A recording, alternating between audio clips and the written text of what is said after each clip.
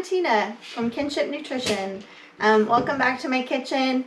Today I wanted to show you how to make a really quick bone broth. I already forgot some in the refrigerator. Hold on.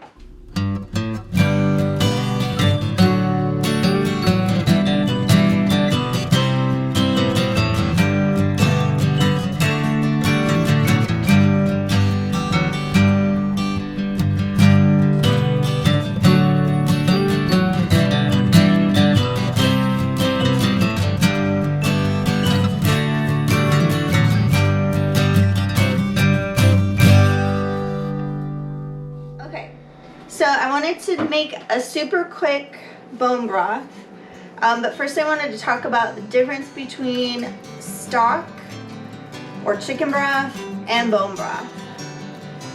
And the difference is really in the cooking time. Stock is a shorter cooking time. It's really just the essence of the chicken.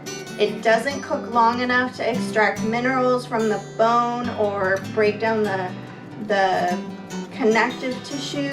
What we're really going for is the minerals, the collagen, the amino acids. That requires a longer cooking time.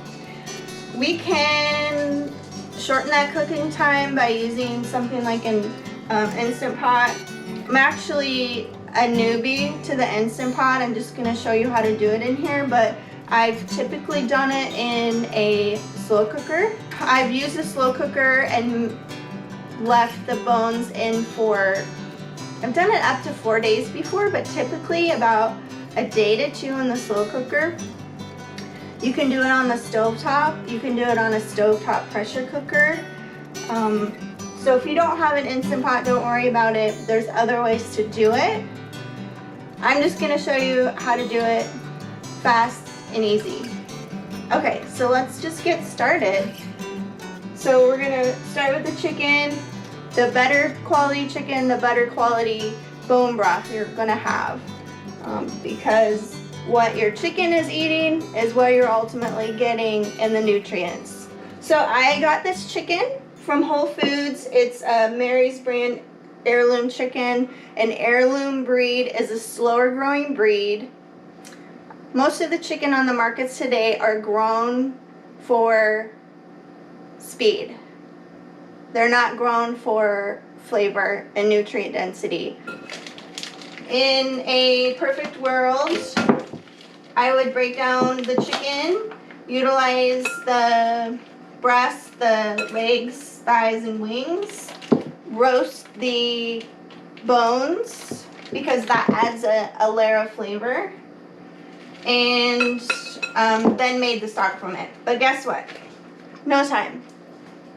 I'm just gonna put the whole bird in, minus the things, minus the innards.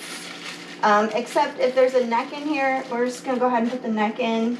And Rico is gonna get the gizzard and the heart, and I'm gonna eat the liver. Rico, you want? Okay, so Rico got his parts. Solo just came in here, but she actually won't eat those things. Okay, we have the whole bird in here. Onion, carrots, thyme, there's some thyme, some rosemary. That's a lot of rosemary. We won't put it all in. Parsley, celery,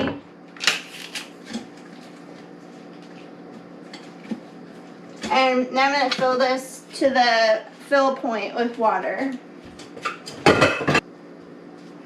I think that's right.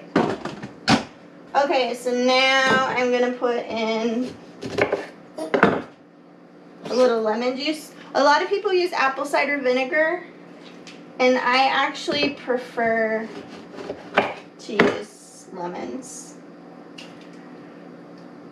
So actually, I'm just gonna throw the whole dang thing in there. Why not? Put the lid on.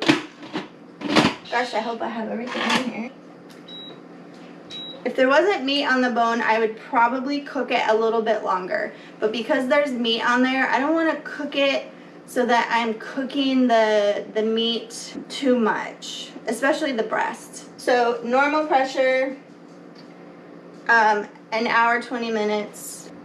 The components in a bone broth are supportive for gut health. They're supportive for immune health, for brain health. Collagen, gelatin, those things that are hot on the market, as is bone broth now. You can just make your own bone broth. That was a $10 chicken or $11 chicken, and that was a good quality grocery store chicken, and that will make a couple of quarts of bone broth and several meals from the meat. So totally worth it. One container of bone broth in the store can range anywhere from $5 to $12. And so you can see the value in doing it yourself. One thing I do want to say about bone broth is that yes, it is supportive for health.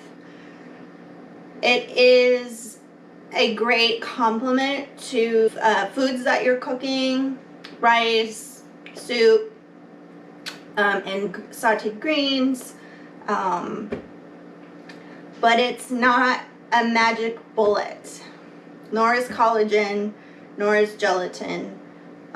Your gut, your immune system, your brain, your heart, your whole body needs more than just bone broth to function. Yes, it can be supportive, but the nutrients that are in bone broth also need nutrients in other foods to function well in the body. For example, collagen needs vitamin C, which you won't really get from the bone broth. So eating a whole foods diet with variety is really the goal, but consuming bone broth is a great way to consume these nutrients versus powder form, supplement. Whole foods is always better. So we're just gonna wait until this is done and I'll show you what happens. Okay, so it's the next day. I kind of forgot I had bone broth going, and then it was bedtime, so I had to strain it and just put it in the fridge. I thought that I would show you the end product and talk about it a little bit. First of all, let's just look at, this is a layer of fat, and I'm gonna actually keep that. This is my yield, so this is a quart, a little bit more than a quart. This is probably the same. You can see it has kind of a thickness to it. I hope you can see that. It's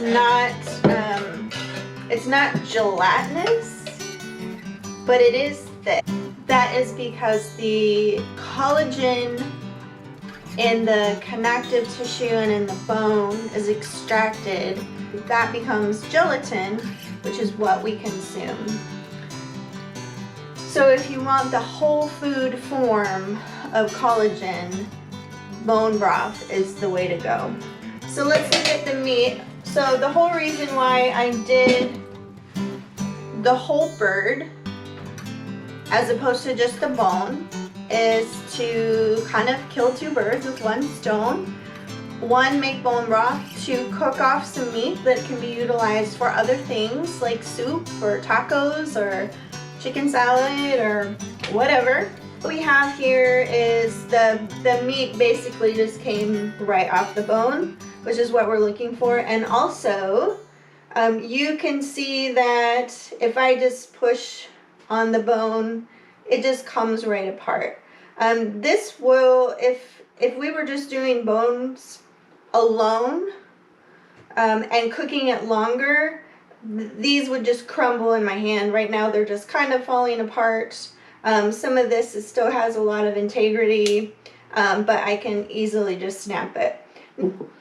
So this is just a really great way to get your whole foods form of collagen in your diet. Very cost effective. Sipping on bone broth is just another very nourishing, protein rich, amino acid rich, mineral rich, delicious drink. So that's all. I'm gonna go ahead and make a soup now utilizing my bone broth. Thank you for watching. I will see you next time. I should say, I always forget to say the, hi, I'm Tina. I'm just babbling on right now and saying so many times. I'm really trying to not say so much. Wait, is that right?